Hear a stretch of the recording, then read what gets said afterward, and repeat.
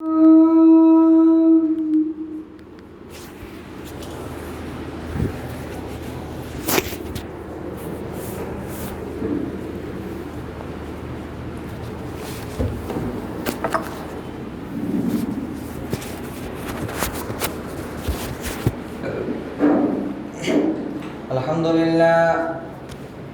لله نحمده ونستعينه ونستغفره ونؤمن به ونتوكل عليه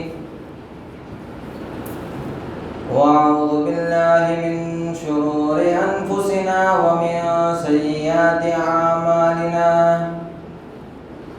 ومن يهده الله فلا مضل له ومن يضلله فلا هادي له وأشهد أن لا إله إلا الله وحده لا شريك له وأشهد أن محمدا عبده ورسوله أما بعد فإن خير الحديث كتاب الله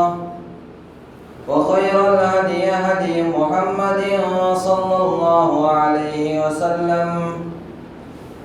وشر الأمور محدثاتها وكل محدثة بدعة وكل بدعة ضلالة وكل ضلالة في النار فأعوذ بالله من الشيطان الرجيم بسم الله الرحمن الرحيم يا أيها الناس اعبدوا ربكم الذي خلقكم والذين من قبلكم لعلكم تتقون يا أيها الذين آمنوا اتقوا الله حق تقاته ولا تموتن إلا وأنتم مسلمون يا أيها الذين آمنوا إذا نودي للصلاة من يوم الجمعة فاسعوا إلى ذكر الله وذروا البيع ذلكم خير لكم إن كنتم تعلمون فأعوذ بالله من الشيطان الرجيم بسم الله الرحمن الرحيم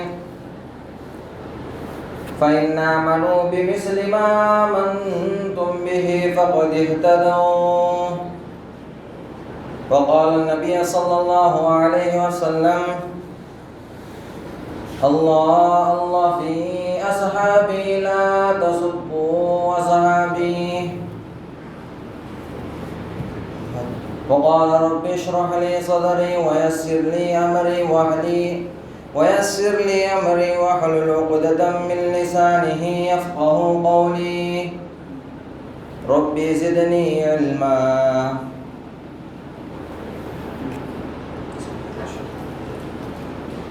شروع کرتا ہوں میں اللہ تبارک و تعالی کے نام سے جس نے تمام جہانوں سے اٹھا کر انسان جیسی نعمت سے اور انسان جنسی اشرف المخلوقات سے پیدا فرمایا ہے اور تمام مذہبوں سے اٹھا کر اسلام جیسے مذہب کو اور پیارے نبی صلی اللہ علیہ وسلم کی امتی بنا کر پیدا فرمائی ہے اور ہمیں ایمان کی دولت سے نوازا ہے۔ یہ وہ دولت ہے جو بڑے بڑے بادشاہوں کو بھی نصیب نہیں ہوئی تھی، جس کو ایمان کی دولت، لیکن اللہ تبارک و تعالی نے آج ہمیں ایمان کی دولت سے نواز کر جمعہ کے لیے جمع ہونے کی توفیق عطا فرمائی۔ کبریائی اور بڑائی سب اللہ کے نام سے اللہ کے اوپر ہے اور اللہ سب سے بڑا ہے، اور اللہ تبارک و تعالی نے تمام انسانوں کو پیدا کیا ہے اس لیے کہ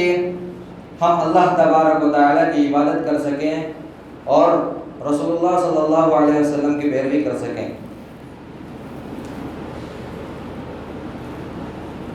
عید الاضحیٰ کے بعد موضوع ہے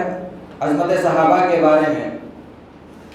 آپ اگر صحابہ کی ہسٹری اٹھا کر دیکھیں تو صحابہ کی جو زندگیاں ہیں ہمیشہ اللہ کی طرف قربان کرتے ہیں، ہر چیز کو اللہ کی راہ میں قربان کر دیتے تھے۔ آج تو ہمیں بن مانگے اسلام کی دولت مل چکی ہے، لیکن صحابہ کرام کو اللہ اکبر کہنے کی کلمے کی قیمت ادا کرنی پڑتی تھی۔ آج تو ہم تو مسلمان بن مانگے اسلام مل گیا اور بن مانگے قرآن مل گیا، ہم تو کہتے ہیں کہ نانا مسلمان تھے، ہمارے دادا مسلمان تھے، ابا مسلمان تھے، امی مسلمان، اس لیے میں مسلمان ہوں۔ لیکن صحابہ کرام کو دیکھا جائے تو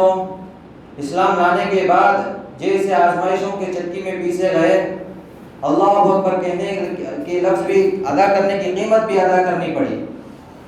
آپ بلال رضی اللہ تعالی عنہ کے اس واقعے پر نظر ڈالیے۔ بلال رضی اللہ تعالی عنہ کو مکے کے دہتے ہوئے انگار پر، مکے کے دہتے ہوئے مٹی پر لٹا دیا گیا دھوپ کے اوپر، اور کہا گیا کہ بلال بتاؤ کہ ایمان کو چھوڑتے ہو، لا الہ الا اللہ کو چھوڑتے ہو تو ہم تمہیں اس سزا سے نکال کر نجات عطا فرمائیں گے۔ تو بلال کی زبان پر اس وقت بھی، جو مکے کے دہتے ہوئے انگار پر، جو مکے کے دہتے ہوئے ریتی پر سونے کے باوجود بھی، ان کے سینے پر بڑے بڑے پتھر رکھنے کے باوجود بھی ان کے زبان سے احد احد کا لفظ استعمال کیا گیا۔ اللہ ایک ہے، اللہ ایک ہے، اللہ کے علاوہ کوئی معبود نہیں۔ یہ وہ صحابی ہیں جس نے اللہ اکبر کہنے کی قیمت ادا کی ہے۔ ہمیں تو قیمت، ہم بن مانگے اسلام مل گیا، اللہ تعالیٰ نے بن مانگے ایمان جیسی دولت میں عطا فرمائی ہے۔ ویسا ہی سمیہ رضی اللہ تعالیٰ عنہ کے واقعے پر بھی نظر ڈالیے۔ سمیہ رضی اللہ تعالیٰ عنہ کو ابو جہل نے بہت پریشان کیا، اور یہ بھی فرما دیا کہ سمیہ کا ایک پام ایک اونٹ سے باندھ کر مشرق کی طرف لگا دیا، اور دوسرے پام کو اور دوسری اونٹ کی طرف باندھ کر مغرب کی طرف لٹکا دیا، اور کہا کہ سمیہ بول، ایمان کو چھوڑتی ہے تو میں تجھ سے اس عذاب سے میں تجھے نجات عطا فرماؤں گا، لیکن اگر تو ایمان کو نہیں چھوڑتی تو میں تیرے جسم کو دو ٹکڑے کر دوں گا۔ اس وقت بھی سمیہ رضی اللہ تعالی عنہ کے زبان پر احد کا لفظ استعمال کیا گیا، قل هو اللہ احد، اللہ ایک ہے، اس کے علاوہ کوئی معبود نہیں۔ لا الہ الا اللہ سمیہ رضی اللہ تعالی عنہ کے زبان پر جاری تھا، اللہ کے علاوہ کوئی معبود برحق نہیں ہے۔ ایسے وقت میں بھی سمیہ رضی اللہ تعالی عنہ ایمان کو نہیں چھوڑتی ہیں۔ ابو جہل کو غصہ آتا ہے اور پھر سے کہتا ہے کہ اے سمیہ سوچ لے، تیرے بیوی بھی، تیرے بچے بھی ہیں، اور تیرے شوہر بھی ہیں، اور تیرے چھوٹے چھوٹے بچے ہیں، اگر تو مر گئی تو تیرے بچوں کا حال کیا ہوگا؟ سمیہ رضی اللہ تعالی عنہ مسکرا کر کہتی ہیں کہ اگر میں مر چکی تو میرے بچوں کا حال اللہ تبارک و تعالی بہتر جانے، لیکن میں لا الہ الا اللہ کو چھوڑنے کے لیے تیار نہیں۔ ابو جہل کو اور غصہ آیا، اور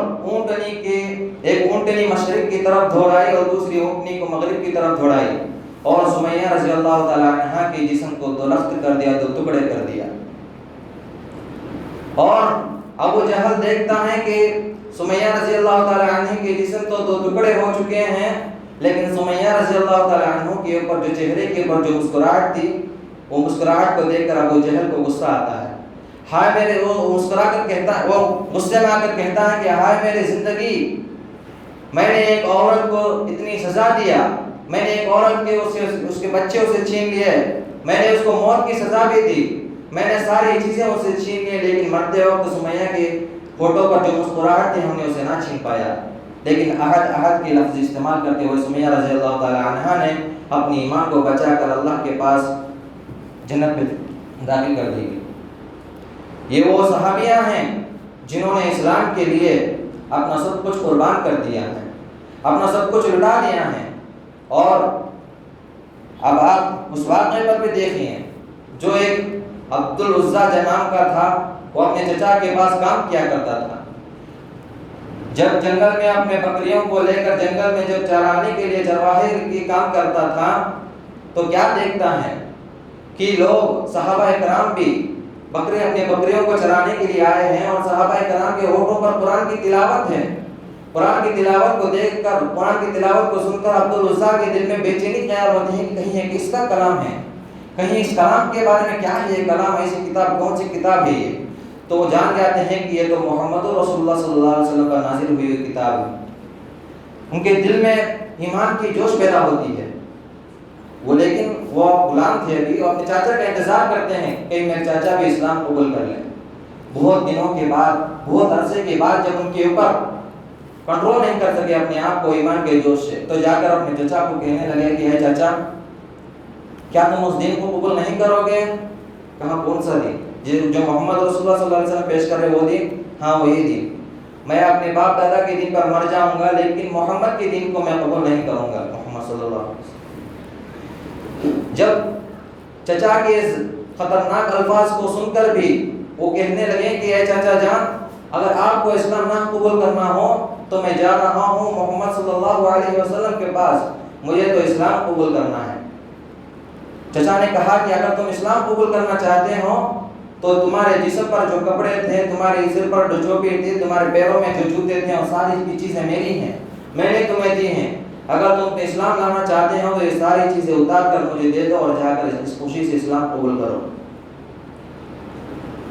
اس نے تھوڑی سی مہلت مانگی، ہے چچا جان اگر مجھے تھوڑی سی مہلت دے دیں، میں گھر کو جا کر میرے کپڑے میں پہن کر آپ کے کپڑے لا کر آپ کو واپس کر دوں گا۔ چچا نے کہا کہ اچھی تھوڑی مہلت تو میں دے دیتا ہوں، لیکن راستے میں تم یہ کہتے جاؤ کہ محمد کا دین جھوٹا ہے۔ جب وہ ایمان کے جوش میں کہتے ہیں کہ نہیں ایسا نہیں ہو سکتا، محمد کا دین تو جھوٹا نہیں ہے، تو پھر چچا نے کہا کہ تمہارے سارے کپڑے اور ساری چیزیں یہیں اتار کر مجھے دے دو۔ پھر تو پہلے سر کے ٹوپی اور پہلے سر کا امامہ اٹھا کر چچا کو دے دیتے ہیں، پھر جوتے اتار کر بھی دے دیتے ہیں اور قمیض بھی اتار کر دے دیتے ہیں۔ جب ایک پیجامہ تھا ان کے جسم پر اور تھوڑی سی مہلت مانگتے ہیں، چچا جان اگر ایک ہی پیجامہ ہے، اگر میں اسے بھی اتار دوں تو میں بالکل برہنہ ہو جاؤں گا، مجھے تھوڑی سی مہلت دے دے کہ میں گھر جاؤں اور میں میرے کپڑے پہنوں اور آپ کی جو پیجامہ ہے میں آپ کو واپس کر دوں گا تھوڑی دیر میں۔ لیکن بڑو ظالم چچا نے کہا کہ نہیں، ساری چیزیں تم کو دے کر جانا پڑے گا۔ تو عبدالعزیٰ نے اپنا پیجامہ بھی اتار کر اپنے چچا پہ منہ پہ اور مار کے کہا کہ اب میں تیرا غلام نہیں ہوں، اب میں آزاد بن چکا ہوں، میں آزادی سے جا کر محمد صلی اللہ علیہ وسلم کے پاس اسلام قبول کرنا چاہتا ہوں۔ اور اس نے آسانی سے کہا اور راستے پہ چلتے ہوئے کہا، راستے میں سارے لوگ دیکھ کر کہا کہ اے عبدالعزیٰ یہ تم نے کیا حالت بنا رکھی ہے اپنی؟ کہا کہ کہتے ہیں کہ لوگوں میرے جسم کی طرف نہ دیکھو بلکہ میرے دل کی طرف دیکھو، انا مومن الان کہتے ہوئے راستے کی طرف گزر جاتے ہیں۔ اب تو میں مومن ہو چکا ہوں، اب تو میں مسلمان بن چکا ہوں۔ یہ ایمان کی دولت ہے، سب کچھ قربان کر دیا، اپنے جسم کے کپڑے بھی اتار دیا تو کہتے ہیں کہ ہم مومن بن چکا ہوں۔ ہم تو اللہ کی راہ میں کچھ بھی قربانی نہیں کر کے کہتے ہیں کہ ہم بھی اللہ کے راہ میں ہم بھی مومن ہیں۔ مومن کہہ دینا بہت آسان ہے، بننا بہت مشکل ہے۔ اگر ہم مومن کو نظریے سے دیکھیں گے تو صحابہ کرام میں مومن کا لفظ ایسے استعمال کیا ہے، صحابہ کرام کو ہی مومن کا لفظ زیادہ سوٹ ہوتا ہے، لیکن ہم کو تو کوئی نہیں۔ اللہ کے راہ میں ہم کو اس کی بھی صبح کے وقت نیند کی قربانی نہیں دے سکتے، فجر کی نماز کے لیے ہم جان کی اور مال کی قربانی کیا دے سکتے۔ راستے میں کہتے ہوئے کہیں کہ انا مومن انعام، میں نے ساری چیزیں لوٹا دی ہیں، میں نے ساری چیزیں گرا دی ہیں، لیکن اپنے ایمان کو بچا کر میرے جسم کی طرف نہ کو دیکھو، میرے دل کی طرف دیکھو، تو ایمان سے بھر چکا ہے۔ جیسے ہی وہ اپنے گھر کے پاس طرف جاتے ہیں، اپنے گھر کا دستہ دیتے ہیں، تو ماں نے دروازہ کھولا اور کہا کہ اے عبدالعزیٰ یہ تیری حالت کیا ہو چکی ہے؟ کیا تیرے جسم کے اوپر کپڑے کس نے تیرا ایسا حال کیا؟ کہا میرے چچا نے میرا ایسا حال کیا۔ کیا کیوں کیا؟ کہا کہ میں محمد صلی اللہ علیہ وسلم کے دین کو قبول کرنا چاہتا ہوں، اس لیے میرے چچا نے مجھے ایسا حال کیا۔ تو ماں نے کہا کہ کیا تم اپنے باپ دادا کا دین چھوڑنا چاہتے ہو؟ کہا ہاں، میں اپنے باپ دادا کو دین کو چھوڑ کر محمد صلی اللہ علیہ وسلم جو دین پیش کر رہے ہیں میں اس دین کو قبول کرنا چاہتا ہوں۔ تو ماں نے بھی کہہ دیا کہ ایسے بددین کے لیے، ایسے بے دین کے لیے جو اپنے باپ دادا کے دین کو چھوڑ دے، ایسے شخص کے لیے میں اپنے گھر میں جگہ نہیں دیتی ہوں، اور ایسے شخص کے لیے میں اپنی پراپرٹی میں نہیں دیتی، میں اپنے گھر کا حصہ بھی اس کو نہیں دیتی ہوں۔ عبدالعزیٰ کے چہرے پر مسکراہٹ آتی ہے اور کہتی ہے کہ ماں میں نے تجھے کب زمین اور جائیداد میں تجھ سے مانگے ہیں، میں تو صرف تجھے اتنا مانگنے کے لیے آیا ہوں، میرا ایک چادر تھا، وہ ایک چادر دے دے، بس میں اپنے جسم کو لپیٹ کر، میں اپنے جسم کو چھپا کر محمد رسول اللہ صلی اللہ علیہ وسلم کے پاس جاتا ہوں۔ کہ وہ شخصیت ہے جس نے ایمان کو پانے کے لیے اپنے ساری زمین اور جائیداد کو لٹا کر مومن بن گئے ہیں،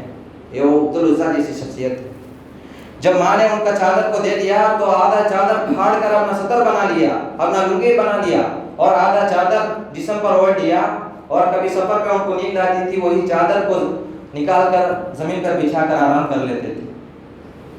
فجر کا وقت ہو چکا، مسجد نبوی کے اندر پہنچ چکے ہیں، صحابہ کرام بھی تشریف فرما ہے اور اللہ کے نبی فجر کی نماز بھی پڑھا چکے ہیں۔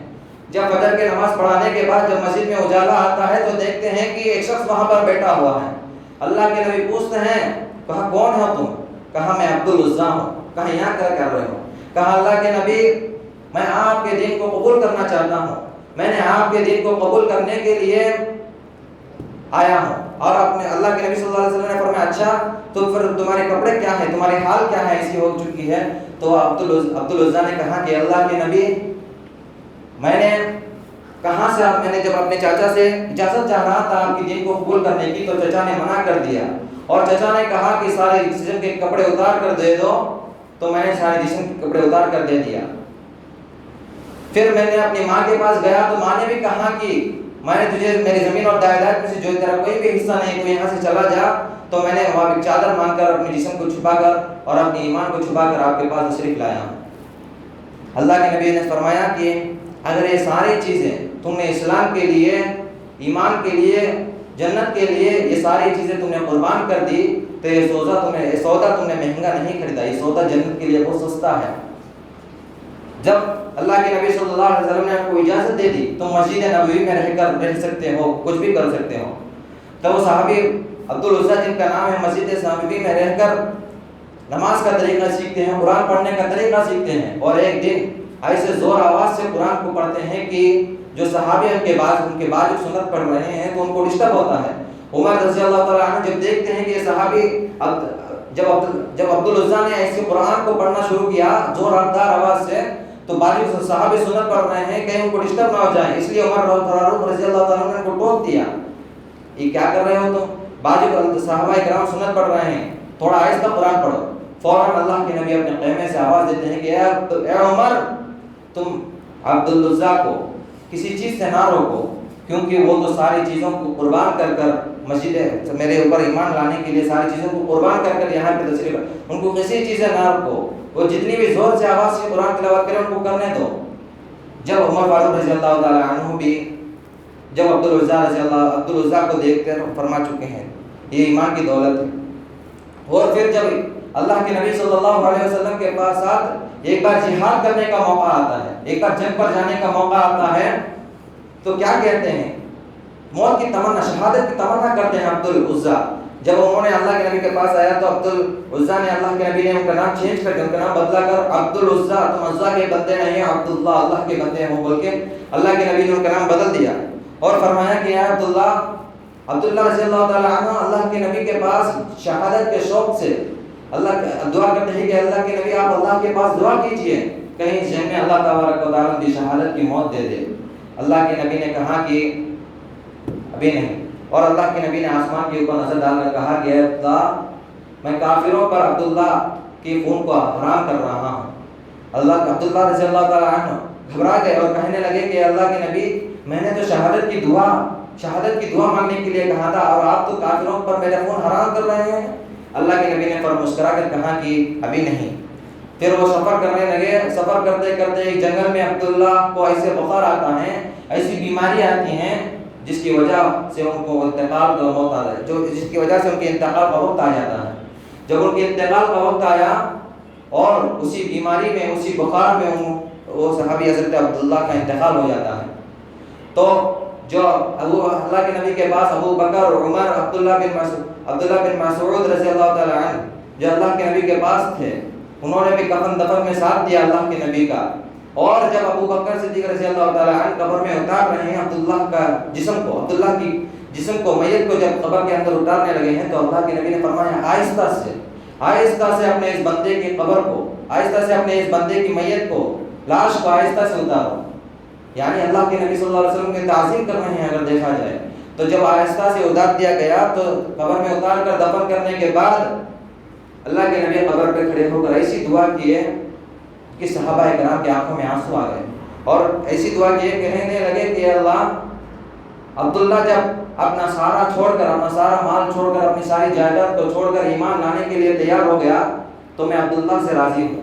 اور جب عبداللہ میرے پاس آ کر مجھ سے ایمان حاصل کر لیا، مجھ سے میرے اسلام قبول کر لیا، تب بھی میں اس سے راضی ہوں۔ اور جب وہ جہاد میں میرے لیے جو جہاد میں جا کر شہادت کا شوق مجھ سے ظاہر کیا تو تب بھی میں اس سے خوش ہوں۔ جب اسے بخار آئی تھی تب بھی میں اس سے خوش ہوں۔ جب اس بخار نے اس کی موت کا وجہ بن گیا تو تب بھی میں اس سے خوش ہوں۔ جب اس بخار میں مر جاتا ہے، جب اسے کفن دے رہے ہیں، غسل دے رہے ہیں، تو تب بھی میں اس سے خوش ہوں۔ اے اللہ تو بھی اس سے خوش ہو جا بول کر اللہ کے نبی صلی اللہ علیہ وسلم دعا کر رہے ہیں۔ جب عبداللہ ابن مسعود رضی اللہ تعالیٰ عنہ کی آنکھوں میں آنسو آ جاتے ہیں اور چیخ کر کہنے لگتے ہیں کہ کاش اللہ کے نبی یہ الفاظ میرے قبر پر کھڑے ہو کر کہتے تو کتنا اچھا ہوتا۔ یہ وہ شخصیات ہیں جو اللہ کے نبی صلی اللہ علیہ وسلم سے بہت زیادہ پیار کرتے ہیں، اللہ کے نبی کی ایک ایک بات پر عمل کرتے ہیں اور ایک ایک بات پر عمل کرتے ہیں، اور اللہ کے ایک ایک اشارے پر جان قربان کرنے کے لیے تیار ہو جاتے تھے صحابہ کرام۔ ایک ایک اشارے پر، ہر ایک بات پر، حتیٰ کہ ایک دفعہ اللہ کے نبی صلی اللہ علیہ وسلم خطبہ دے رہے ہیں اور خطبے میں فرماتے ہیں کہ بیٹھ کے جاؤ۔ صرف عبداللہ بن سعید رضی اللہ تعالیٰ دہلیز سے آ رہے تھے، صرف یہ الفاظ سنا کہ بیٹھ جاؤ، وہیں پر دہلیز پر بیٹھ گئے۔ اللہ کے نبی کی تعظیم کرتے تھے، اللہ کے نبی کا حکم، اللہ کے نبی سے زبان سے الفاظ نکلا فلاں کام کر لو تو صحابہ کرام کر دیتے تھے۔ اللہ تبارک و تعالیٰ بھی ابھی میں نے خطبے کے اندر ایک آیت پڑھ چکا ہوں، صحابہ کرام کا ایمان ایسا مثالی تھا کہ اللہ تبارک و تعالیٰ نے اس دور کے یہود و نصارہ کو کہا کہ فَإِنْ آمَنُوا بِمِثْلِ مَا آمَنْتُمْ بِهِ فَقَدِ اهْتَدَوْا۔ اگر تم لوگ بھی، یہود و نصارہ کو اس دور کے اندر کہا کہ اگر تم لوگ بھی ایسے ایمان لائے جیسے ابو بکر نے ایمان لایا، جیسے عمر فاروق نے ایمان لایا، جیسے عثمان غنی، علی اور مرتضیٰ، طلحہ، زبیر ایمان لائے، اگر تم لوگ بھی ایسا ایمان لاؤ گے تو پھر تم مومن ہو، تم ایمان والے ہو اور تم ہدایت یافتہ ہو۔ اور یہ آیت ہمیں بھی ہے، یہ آیت آج بھی دور میں بھی ہے، فَإِنْ آمَنُوا بِمِثْلِ مَا آمَنْتُمْ۔ ہم تو مسلمان تو ہیں لیکن صحابہ کرام جیسا ایمان ہمارے دل میں موجود نہیں۔ جب تک ہم ابو بکر اور عمر جیسے ایمان کو اپنے دل میں پیدا نہیں کر لیتے، ہم کامل مومن نہیں بن سکتے۔ انسان کو چاہیے کہ ہر وقت قربانی کا مطلب یہ نہیں کہ صرف جانور قربان کر لے، عید الاضحیٰ کے دن، عید کے دن جانور قربان کر لیں، یہ قربانی کا مقصد نہیں ہے۔ قربانی کا مقصد تو صحابہ کرام کی زندگی کو دیکھیے، ہر لمحہ جان کی قربانی ہو، چاہے مال کی قربانی ہو، چاہے اولاد کی قربانی ہو، چاہے بیوی بچوں کی قربانی ہو، چاہے ایسی بھی قربانی ہو، صحابہ کرام کو حکم ہوتا تو جیسی بھی قربانی ہو اللہ تبارک و تعالیٰ کے یہاں پیش کرنے کے لیے تیار ہو جاتے ہیں۔ ہم تو نیک قربان نہیں کر سکتے ہیں، ہم مسلمان کیسے ہو سکتے ہیں؟ فجر کے وقت فجر کی نماز نہیں پڑھ سکتے، ہم مسلمان کہلاتے ہیں ہم اپنے آپ کو؟ کہ دیکھیں اپنے بدلنے کی عادت ڈالی، بعض وقت نماز پابندی سے پڑھنے کی عادت ڈالی ہے، صحابہ کرام جیسی ایمان کو اپنے دل کے اندر پیدا کرنے کی عادت ڈالی۔ اللہ تبارک و تعالیٰ قرآن میں فرماتا ہے فَإِنْ آمَنُوا بِمِثْلِ مَا آمَنْتُمْ۔ اگر تم لوگ بھی ویسے ایمان لاؤ جیسے تم سے پہلے لوگ یعنی صحابہ کرام نے ایمان لایا، فَإِنْ آمَنُوا بِمِثْلِ مَا آمَنْتُمْ بِهِ فَقَدِ اهْتَدَوْا، تو تم کامیاب ہو گئے، تو ایمان والے ہو گئے، تم ہدایت یافتہ ہو گئے۔ ہر وقت حتیٰ کہ اللہ رب العالمین نے اور قرآن میں اور ایک جگہ فرمایا کہ ایک دفعہ اللہ کے نبی صلی اللہ علیہ وسلم قریش کے بڑے بڑے سرداران کو دین کی دعوت دے رہے تھے، لا الہ الا اللہ کی نصیحت کر رہے تھے، اللہ کے ایک ہونے کی نصیحت کر رہے تھے۔ تب عبداللہ بن ام مکتوم جو نبینا صحابی ہیں اللہ کے نبی کے پاس آتے ہیں تو اللہ کے نبی سے کہتے ہیں کہ یہ تو مسلمان ہیں، یہ تو اپنا ہے، اگر سرداران قریش اس کی وجہ سے اٹھ کر چلے گئے تو میری محنت بیکار ہو جائے گی، میری محنت ضائع ہو جائے گی۔ تو انہوں نے فرمایا کہ اے عبداللہ ابن ام مکتوم ابھی نہیں، میں تھوڑا مصروف ہوں، تم بعد میں آنا۔ جیسے ہی یہ جملے عبداللہ ابن مکتوم سنے تو وہاں سے باہر چلے گئے، اور پھر اللہ تبارک و تعالیٰ نے فوراً جبرائیل کو بھیج کر کہا کہ عبس و تولی، اے نبی آپ نے اپنے ماتھے پر گھل ڈال دیے، ان جاءہ الاعمی، آپ نے ایک نبینے کے دل کو توڑ دیا۔ آپ کو کیا معلوم کہ وہ کس جذبے کے ساتھ آیا ہے اور کس رسلے کے ساتھ آیا ہے؟ یہ اصلی بدنصیب لوگ جو آپ کا وقت برباد کرتے ہیں، آپ کا وقت برباد کرنے کے لیے بیٹھتے ہیں، لیکن وہ تو بہت جذبے کے ساتھ آیا تھا، وہ تو بہت ایمان کی باتیں سننے کے لیے آیا تھا، لیکن آپ نے اس سے منہ موڑا۔ اس کے بعد صحابہ کرام بیان کرتے ہیں کہ جب بھی عبداللہ بن ام مکتوم اللہ کے نبی کے پاس آتے ہیں تو اللہ کے نبی اپنے کھاندے سے چادر نکال کر زمین پر بچھاتے ہیں اور کہتے ہیں کہ اے عبداللہ بن ام مکتوم یہاں پر بیٹھ جاؤ. کیوں؟ اللہ رب العالمین بھی صحابہ کی تعظیم کرتا ہے کہ اس لیے کہ ان کے ایمان کی وجہ سے، ان کے تقوی کی وجہ سے اللہ رب العالمین بھی صحابہ کرام کی تعظیم کرتا ہے. اور اللہ کے نبی صلی اللہ علیہ وسلم فرماتے ہیں عبداللہ اللہ نے مجھے تیری تعظیم کرنے کے لیے کہا ہے، یہاں بیٹھ. اللہ کے نبی اپنے کھاندے سے چادر اتار کر عبداللہ بن ام مکتوم کے لیے بچھا دیا کرتے تھے اور کہتے ہیں کہ اللہ رب العالمین نے تجھے تیری تعظیم کرنے کے لیے کیا ہے. یہ وہ صحابیات ہیں جن کو ایمان کی دولت سے، ایمان کی چکی میں ایسا پیسا. آج دنیا میں امتحان ہوتے ہیں تو ایک قلم اور ایک پیپر کے ذریعے امتحان ہوتی ہے، لیکن جب اللہ رب العالمین نے صحابہ کی کرام کے دلوں کے امتحان لیا تو پیپر اور قلم کے ذریعے نہیں بلکہ آزمائش کے چکیوں میں ایسا پیسا جیسے سونے کو آپ کسی بھی چکر میں کسی بھی اس میں ڈال کر جیسے ہی کندن ڈال کر آپ پیسیں لیکن سونا اپنے حال میں رہتا ہے، کبھی رنگ نہیں بدلتا، کبھی ڈھنگ نہیں بدلتا. ایسے ہی صحابہ کرام کو جب اللہ تعالیٰ نے، اللہ تبارک و تعالیٰ نے بہت سی آزمائشوں کی چکیوں میں پیسنے کے باوجود بھی صحابہ کرام کے دل کے اندر ایمان برقرار تھا. اور جیسے سونا بہت سی مشکلات سے گزرنے کے باوجود بھی کبھی اس کا رنگ نہیں بدلتا اور کبھی ڈھنگ نہیں بدلتا، وہ بالکل سونا سونے ہی جیسا رہتا ہے، ویسے اللہ تبارک و تعالیٰ نے صحابہ کے دل کا ایمان کے امتحان لینے کے بعد صحابہ کے دل میں بھی ایسے ہی ایمان تھا اور وہ ایمان بڑھ کر ایک درخت بن چکا تھا صحابہ کے دلوں میں. اس کے بعد اللہ تبارک و تعالیٰ نے فرمایا رضی اللہ عنہم ورضوا عنہ، وہ مجھ سے راضی ہیں اور میں بھی ان سے راضی ہوں. اللہ جس سے راضی ہو جائے اس شخص سے بڑھ کر دنیا میں اور کوئی شخص ہو سکتا ہے؟ اللہ جس سے راضی ہو جائے اس کی اطاعت ہم پہ رک کر لازم ہے. اللہ جس کے اوپر راضی ہوتا ہے اس شخص کے لیے اور اس شخص کی اطاعت ہم پر لازم ہے. آج اطاعت کے لیے اور اطاعت کے لیے ماننے کے لیے ہم نے ہزاروں آدمیوں کو چن لیا، لیکن اللہ تبارک و تعالیٰ نے اور اللہ کے نبی نے جن لوگوں کو چنا تھا ان لوگوں کے طریقے کو چھوڑ دیا. اللہ نے فرمایا مانا اللہ بھی اصحابی، میرے صحابہ کے بارے میں اللہ سے ڈرو. لا تسبوا اصحابی، میرے صحابہ کے بارے میں بدگمانی نہ کرو، میرے صحابہ تو بالکل کندن کے جیسا ہے. اللہ کے نبی نے فرمایا کہ اگر کھانے کے اندر نمک نہ ہو تو کھانا کیسے رہتا ہے؟ کھانا نہیں کھا سکتے. ایسے ہی میری امت کے اندر اگر صحابہ نہ ہو تو میری امت ہی نہیں کہلائے گی. صحابہ کا مقام یہ تھا، صحابہ کے درجات یہ تھے. ہر وقت اللہ رب العالمین کے لیے، ہر وقت ان کے دلوں میں اللہ رب العالمین کا ڈر، اللہ رب العالمین کی توحید، اللہ رب العالمین کے خوف ان کے دل میں کٹ کٹ کر بھرا ہوا ہوتا تھا. وہ جب بھی اللہ کا حکم ہوتا، حتیٰ کہ ابو طلحہ جو بڑے امیر صحابی ہیں، جو مکے کے کھجور کے مکے کے کتنے ہی درخت ان کے پاس موجود ہیں، بہت زمین و جائیداد کے مالک ہے. یہ آیت نازل ہوتی ہے کہ من ذا الذی یقرض اللہ قرضا حسنا، کون ہے جو اللہ کو اچھا قرض دے؟ تو صحابی اللہ کے نبی سے سوال کرتے ہیں کہ اللہ کے نبی کیا اللہ بھی قرض لیتا ہے؟ اللہ کے نبی نے فرمایا ہاں اللہ بھی قرض حسنا لیتا ہے. پھر صحابی نے پوچھا کہ اللہ کے نبی بدلے میں اللہ تبارک و تعالیٰ میں کیا دیتے ہیں؟ فرمایا بدلے میں اللہ تبارک و تعالیٰ میں جنت میں داخل فرما دیتے ہیں. تو اس صحابی نے جو مکے کے بہت امیر آدمی تھے، مکے کے بہت اس وقت جو ماحول تھا وہ کھجوروں کا سیزن تھا اور ان کے پاس جتنے بھی زمین ہیں ان سارے زمین پر کھجور کے درخت ہیں. اب اگر سیزن ہے اگر بیچ دیں تو کتنا مالدار اور مالدار ہو جاتا اور ان کے مال میں اضافت ہو جاتی. لیکن انہوں نے اس آیت کے نزول ہونے کے باوجود اپنے سارے کا سارا زمین اور جائیداد اللہ کی راہ میں قربان کر دیا اور کہا کہ اللہ کے نبی میں اپنا سارے کھجوروں کا جو کھیت ہے میں اللہ کی راہ میں قربان کرنا چاہتا ہوں. اور پھر گھر کی طرف بڑھنے لگے تو کیا دیکھتے ہیں کہ اپنی بیوی اور بچے گھر میں نہیں ہیں، اس جنگل کی طرف جاتے ہیں جہاں ان کے کھجور کے کھیت تھے، کھجور کے بڑے درخت تھے. کیا دیکھتے ہیں کہ ان کی بیوی کھجوروں کو توڑ رہی ہیں اور اپنے جو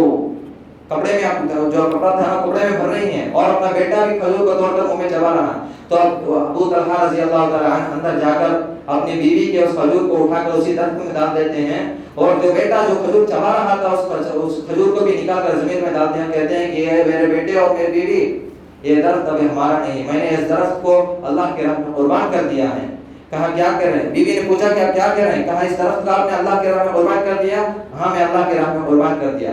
کیوں؟ کیونکہ ابھی ایک آیت نازل ہوئی کہ من ذا الذی یقرض اللہ قرضا حسنا، کون ہے جو اللہ کو قرض حسنا دے؟ پھر اللہ تبارک و پھر بیوی نے کہا کہ کیا پھر اللہ تبارک و تعالیٰ بدلے میں ہمیں کیا دیتے ہیں؟ کہا جنت کو ہمیں جنت میں داخل عطا فرمائے۔ تو بیوی نے مسکراتے ہوئے کہا کہ اے میرے شوہر، اگر اللہ تبارک و تعالیٰ اس دنیا کی زمین اور جائیداد کی وجہ سے ہمیں جنت میں گھر دے رہے ہیں تو یہ سودا بہت سستا ہے، یہ سودا بہت مہنگا نہیں ہے، یہ سودا آپ نے بہت سستے میں کر لیا ہے۔ بتانا مقصد یہ ہے کہ ابھی آیت نازل ہوئی تھی، ابھی مسجد میں بیٹھے ہوئے تھے، ابھی آیت نازل ہوئی تھی، فوراً عمل شروع ہو گیا۔ ایسے صحابہ کرام کی زندگی ایسی ہوتی تھی۔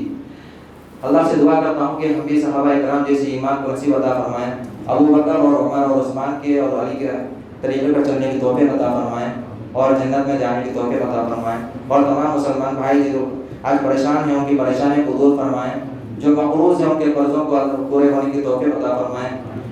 اور اللہ تبارک و تعالیٰ اس وبا سے ہمیں محفوظ فرمائیں، آمین یا رب العالمین۔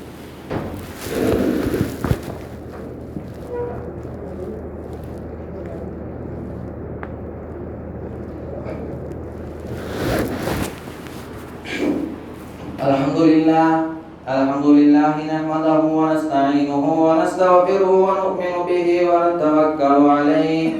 ونعوذ بالله من شرور أنفسنا ومن سيئات أعمالنا، ومن يهد الله فلا مضل له ومن يضلله فلا هادي له، وأشهد أن لا إله إلا الله وأشهد أن محمدا عبده ورسوله، أما بعد، إن الله وملائكته يصلون على النبي يا أيها الذين آمنوا صلوا عليه وسلموا تسليما،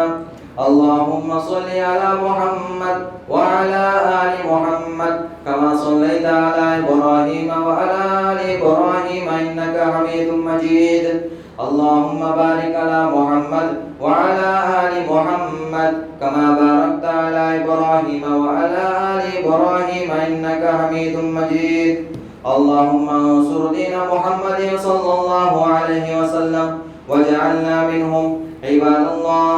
رحمكم الله، إن الله يأمر بالعدل والإحسان وإيتاء ذي القربى وينهاكم عن الفحشاء والمنكر والبغي ولذكر الله تعالى أكبر